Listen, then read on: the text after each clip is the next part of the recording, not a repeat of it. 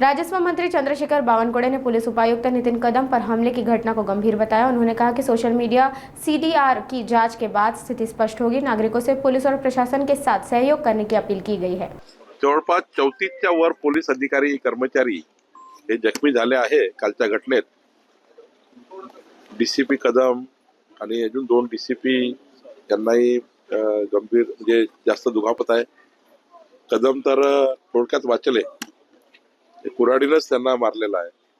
त्या हातावर कुऱ्हाड गेली म्हणून ते ऑपरेट झाला, जर ते दुसरीकडे लागली असती एखाद वेळी धोकादायक परिस्थिती झाली असती।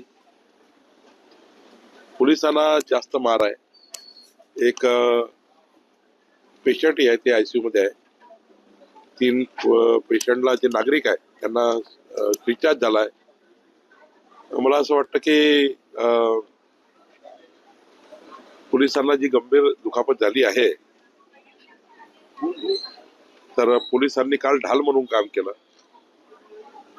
2 समाजात मधात पोलीस असल्यामुळे आणि पोलिसांनी कोम्बिंग ऑपरेशन चांगल्या पद्धतीने केल्यामुळे थोडा पोलिसांना जास्त नुकसान झालं आहे। आता मी आवाहन केलं आहे नागपूरच्या जनतेला की सर्वांनी आता शांत राहावं। कुणी या ठिकाणी समाजामध्ये तेढ निर्माण करू नये। मगाही सांगितल्याप्रमाणे सोशल मीडियावरही आम्ही लक्ष देऊन आहोत आणि आता तणावपूर्ण शांतता काही ठिकाणी आहे। माननीय पोलीस आयुक्तांनी आणि पोलीस कमिशनर आणि कलेक्टर या सर्वांनी पूर्ण शहरावर लक्ष केंद्रित केलं आहे, शासनाने लक्ष केंद्रित केलं आहे। माननीय मुख्यमंत्री मिनिट टू मिनिट मुख्यमंत्री देवेंद्र फडणवीसजी मिनिट टू मिनिट या घटनेचे आढावा घेतात आहे।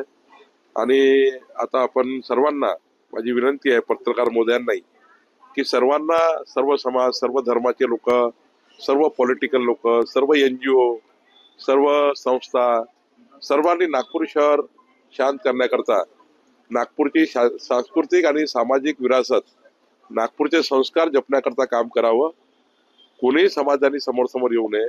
ज्या पद्धतीने आम्ही सर्व हिंदू, मुस्लिम, सिख, ईसाई एकत्र काम करतो, नागपूर शहरामध्ये सर्व एकत्रित सण साजरे करतो, पुढच्या काळातही आपण सर्व एकत्रित राहून जे समाजकंटक आहे ते समाजकंटक या पद्धतीने पोलिसांवर अटॅक करतात, हे समाजकंटक शोधून काढले पाहिजे।